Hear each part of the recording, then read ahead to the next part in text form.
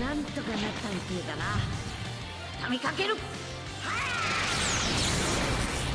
れがスーパーサイヤ人3だ。Alright, what's going on, gentlemen? Reset week. We already know what we're getting this week, but let's see what the specific details are. We're getting Launch Zenkai Awakening alongside 2 unique equips for the World Tournament, Goku and Piccolo Jr.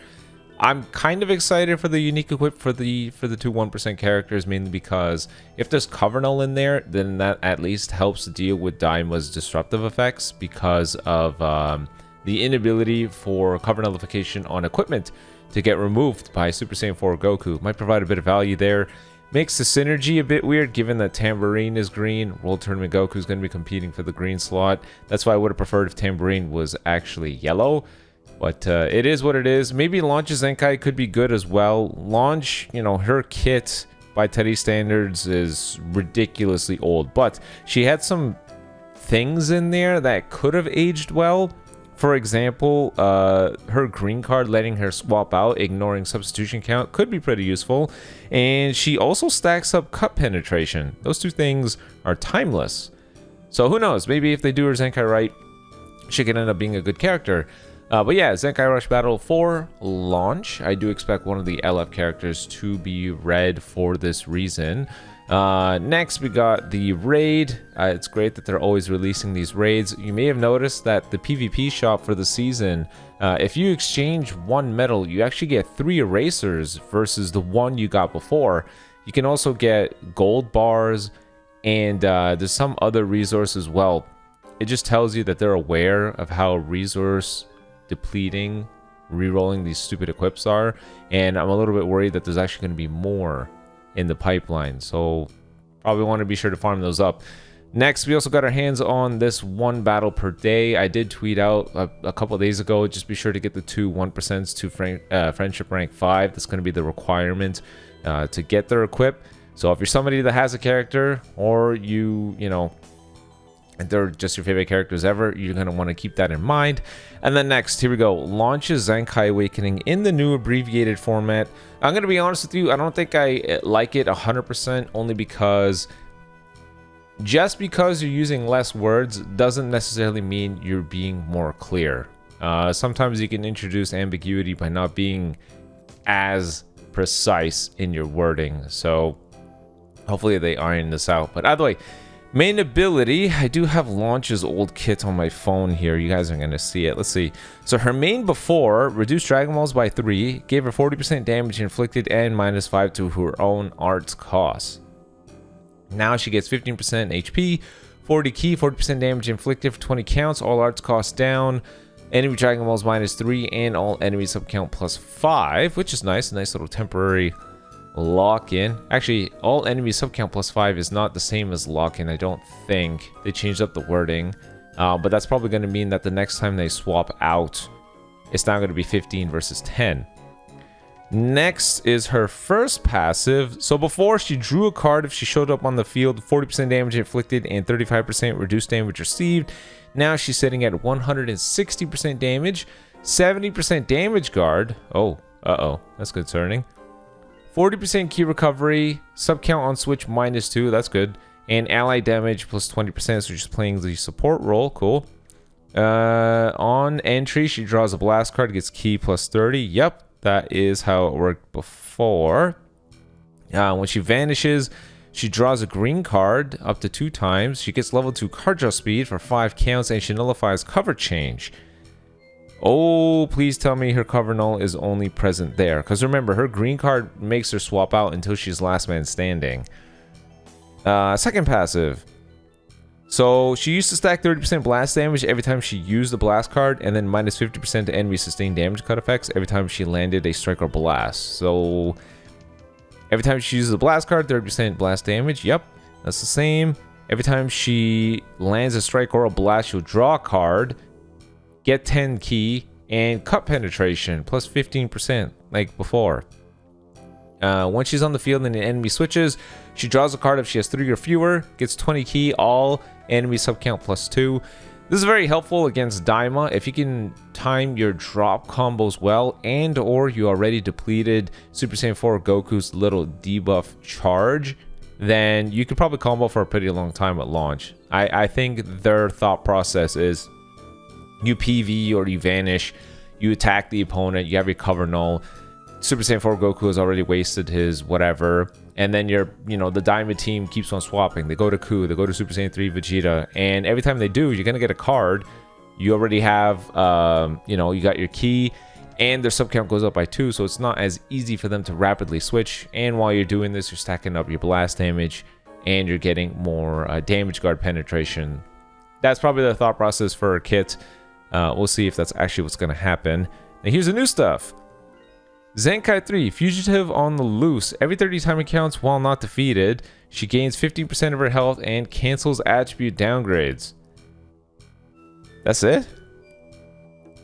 Zenkai 6, Kami House Freeloader. When hit with an enemy's arts card 3 times, ally subcount -1, enemy key -10. I mean, that's not bad. Subcount manipulation, Dragon Ball tag. It's not bad. On cover change, she gets 10% health, destroy 2 enemy cards, and enemy key recovery -40. That's not bad disrupt. Dragon Ball Saga has no disrupt right now, so her being alongside Tambourine and LFDKP wouldn't be too bad. But this ain't much for the Zenkai.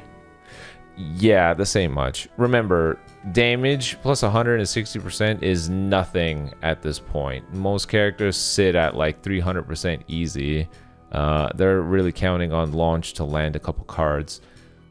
Her Zenkai abilities, Red and Dragon Ball. Her blue card, they talked about this having additional feint chance. Why are we doubling down on this? On activation, 30% blue card damage. That's the same. On hit, draw 2 cards if your hand has 3 or fewer, and the feint chance is now 25 over the 20. Green card. So before she would swap out, she would give allies 30% damage inflicted and 50 key. And then if she lost an ally, she would do the swapping out and restore ally health by 15%. But if she was last man standing, her green card would give her 100% vanish back. Pretty good. In this case, switch immediately, draw a card, that's new, ally key plus 50, that's the same, allies get 30% additional damage, that's nice. Yeah, it's all the same, but if she's the last man standing with the green card, she nullifies cover change, and odds are you're gonna vanish at that time. That's probably what their thought process is. That's not much at all. This feels like the 2020 or 2022 Zenkai. Which period was it where they're really trash? This doesn't seem like a good Zenkai. I don't know. I could be wrong, but this seems kind of whatever, especially given what Dragon Ball needs. They probably just made her designated bench. Yeah, we'll see. We'll see what the showcase is. I don't plan on staying up for this reset. I'm probably going to be doing the big sleep, and then I'll work on everything as soon as I can. But next, we got the 2 unique equips. All right, here we go. We're now in game. Let's take a look at these equips, starting with World Tournament Goku. Okay, 15% max HP, 70% to both defenses, 40% damage card.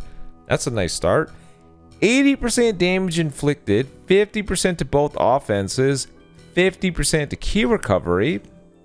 And when you got a red slot on cover change, ally health was 15%. On return to standby, subcount -3.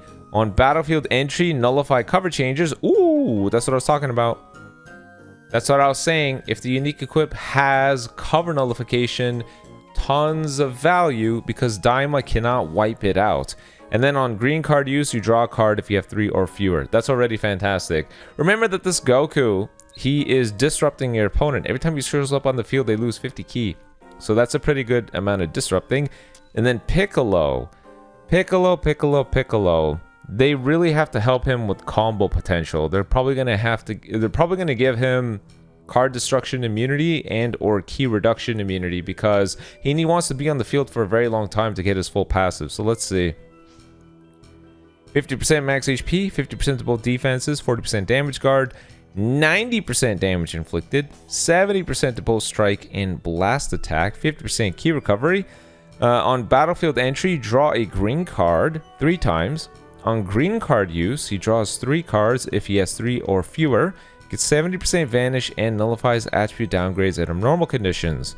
That stinks. The Green Goku is the winner. Sorry guys, Green Goku got the far superior equip. Yeah, I think this is a new awakened equip.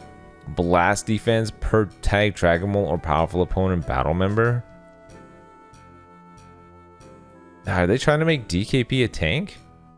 What else would this be for? Yeah, either way, I think, I think the Green Goku got the much better equip between the two. Because take a look at what this Green Goku's doing. Where is he? This guy on cover change reduces 50 ki, and remember he has endurance as well. So giving him damage guard puts him at 100%, which is pretty good. Yeah, look at that. -1 card draw speed. Takes away 50 ki. -30% to ki recovery. Yeah, it's not bad at all. Not bad at all. Also healing your allies as well. Yeah, I think this guy may be the spot. Who knows?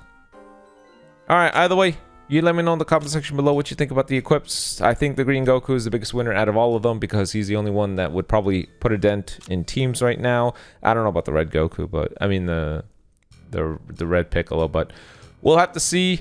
Be on the lookout for the showcases and be sure to check out the Ryu second channel, Repo, Oblivion Remastered, hooray, and all that other fun stuff if Legends is not quite being the fun game that you thought it was. So until then, peace out guys.